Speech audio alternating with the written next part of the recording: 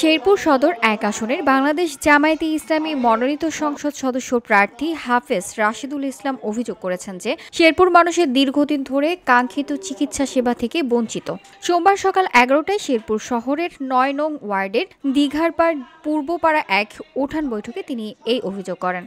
তিনি বলেন, দিঘারপাড় ও আশপাশের উত্তর অঞ্চল জামায়াত অধ্যুষিত হওয়ায় বিগত সরকারগুলো এই এলাকার কোনো উন্নয়ন করেনি। রাস্তাঘাট ও ড্রেনেজ ব্যবস্থাও ব্যাপক দুরবস্থা রয়েছে। সদর হাসপাতালের সেবাহীনতায় সমালোচনা করে তিনি বলেন, মানুষ হাসপাতালে গিয়ে সুস্থ হওয়ার বদলে দ্রুত বের হয়ে আসে।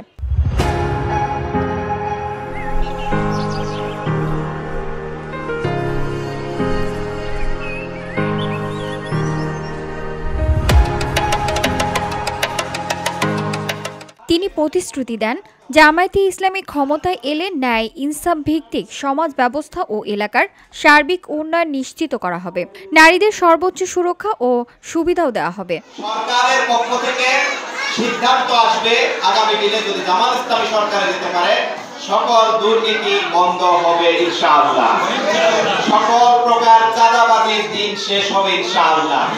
সকল প্রকার দখলদারিত্বের দিন শেষ হবে ইনশাআল্লাহ। আমরা যদি দুর্নীতি বন্ধ করতে পারি, চাঁদাবাজি বন্ধ করতে পারি, সন্ত্রাস বন্ধ করতে পারি, দখলদারিত্ব বন্ধ করতে পারি, তাহলে অটোমেটিক আমাদের এখানে রাস্তা হয়ে যাবে।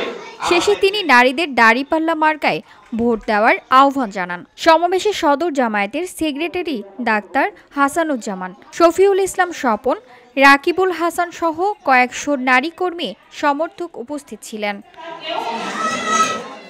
VOD Bangla news desk.